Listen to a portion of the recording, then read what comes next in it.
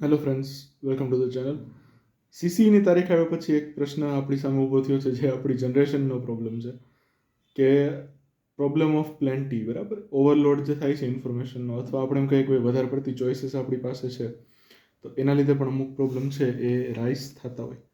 તો આ જે પરિસ્થિતિ છે, આની અંદર શું કરવું? તો હવે જો કેવું છે કે ભાઈ અત્યારે વિદ્યાર્થીઓ પાસે ઓપ્શન્સમાં શું હતું કે ભાઈ સીસીની એક એક્ઝામ હતી, એક હાઈકોર્ટવાળા જે આસિસ્ટન્ટની એક્ઝામ પ્રિલિમમાં જે પાસ થયા છે એના માટે મેઇન્સનો ઓપ્શન છે, ડીવાયએસઓની મેઇન્સ છે, આરએમસી ક્લાર્ક છે. બરાબર, આટલી બધી જે એક્ઝામ્સ છે આપણી પાસે ભેગી હતી, ભેગી છે હજી. અને એસબીઆઈ ક્લાર્કવાળા છે એ તો 4 તારીખે ફ્રી થઈ જશે, 4 માર્ચે છેલ્લો સ્લોટ બાકી છે, તો એમનું કંઈ અત્યારેની નડતર છે નહીં. પણ બાકીની જે એક્ઝામ્સ છે, તો આ વિદ્યાર્થીઓ માટે એટલું જ કહીશ કે હાઈકોર્ટ આસિસ્ટન્ટ મેઇન્સની તારીખ હજી આવી નથી. બરાબર ને? અને સીસી છે, આની અંદર તમે 5,500થી વધારે ભરતી તમને આપેલી છે, પ્લસ એની અંદર સારી સારી ભરતીઓ પણ છે, જેમ કે હેડ ક્લાર્ક છે, સિનિયર ક્લાર્ક છે. બરાબર, એવી બધી જે મોટી મોટી પોસ્ટ છે એ પણ છે. તો અત્યારે તમે જુઓ તો અત્યારે તમારે પ્રાયોરિટાઇઝ કરવાનો વખત જે સમય છે એ આવી ગયો. કેમ કે તમે પ્રાયોરિટાઇઝ એટલા માટે કરવું પડે કેમ કે બધું એકસાથે નહીં કરી શકો.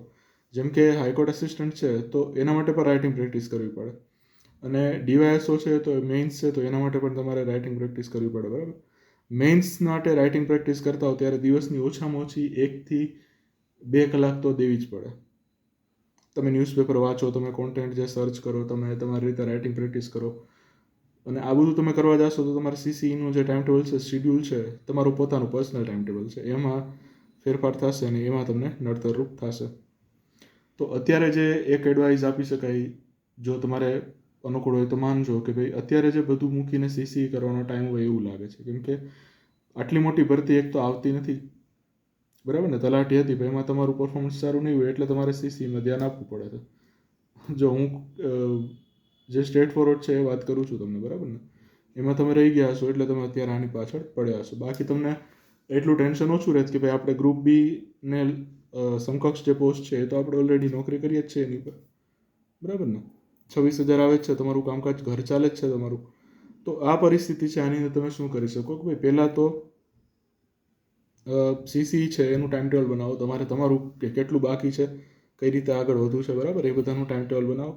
પ્લસ જે આ રિટર્ન એક્ઝામવાળી, જે ડિસ્ક્રિપ્ટિવ એક્ઝામવાળી જે મેઇન્સ છે, એને થોડાક ટાઈમ તમે સાઈડમાં મૂકવી પડે. કેમ કે બધું એકસાથે નહીં થાય ને પછી એવું થાય કે બે વસ્તુ બગડે. એના કરતાં તમે કોઈ પણ એક વસ્તુ ચૂઝ કરો. અને અત્યારે જે આસિસ્ટન્ટની મેઇન્સ છે કે એની કંઈ તારીખ અત્યારે આવી નથી. જો આવશે અને સીસી સાથે ક્લેશ થતી હશે તો આપણે ફરી પાછા મળશું. બાકી અત્યારે તમે જુઓ ને તો ખાલી સીસી સિવાય બીજે ક્યાંય ધ્યાન આપવા જેવું હાલની તારીખે તો નથી લાગતું, ને એડવાઇઝેબલ પણ નથી.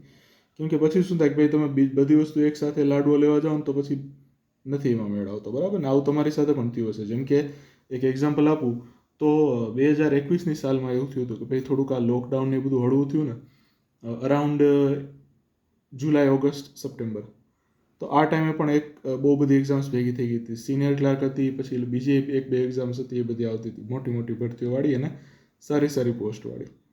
તો આની અંદર થાય એવું કે પછી આપણે બધે પછી ભેગું કરવા જાય ને તો એમાં પછી આપણે ક્યાંયના નથી રહેતા. બરાબર ને? તો એક ટાર્ગેટ બનાવો પ્રોપર. સીસી માટે પ્રોપર સ્ટ્રેટેજી બનાવો. 4 જ વિષય છે, બીજું કાંઈ તમારે કરવાનું નથી. અને 4 વિષય છે તો એ થઈ જાય એવા જ છે. બાકી કઈ રીતે આગળ વધવું આપણે કાલના વિડીયોમાં કીધું જ છે તમને. બરાબર ને? કે ભાઈ સિલેબસ છે એને કઈ રીતે પૂરો કરવો, મોક ટેસ્ટ, રિવિઝન, એને લગતી પણ વાત કરી જ છે આપણે. અને જો તમારે મોક ટેસ્ટ પરચેસ કરવાની હોય તો આપણું પેકેજ છે 199માં આપણે 5 મોક ટેસ્ટ અવેલેબલ કરાવી છે. અને ખાલી મોક ટેસ્ટ એટલે મોક ટેસ્ટ નથી, પ્લસ મોક ટેસ્ટ સાથે તમને જે સેશન મળશે, જે બરાબર જે એનાલિસિસ સેશન છે, અને એને લગતું જે મોક ટેસ્ટમાં તમે જો ક્યાંય ભૂલ કરી હોય તો એ તમે કઈ રીતે અવોઇડ કરી શકત, અને પેપરમાં તમારે કઈ રીતે અવોઇડ કરવાની છે, એ બધું તમને એ પાયાથી તમને જ્ઞાન આપવામાં આવશે. હું દર વખતે નથી કહેતો, પણ મેં પણ ટીસીએસની ઘણી એક્ઝામ પાસ કરેલી છે. બરાબર, ટીસીએસ જે લે છે એમાંથી તો આપણને ખબર છે કે ભાઈ ઓનલાઈન એક્ઝામ્સ છે એનું સ્ટ્રક્ચર કેવી રીતે હોય. અને પ્લસ ઓનલાઈનમાં અને ઓએમઆરમાં બહુ મોટો ફેર છે. જો તમને ખબર ના હોય તો મોક ટેસ્ટ આપશો એટલે ખબર પડી જશે.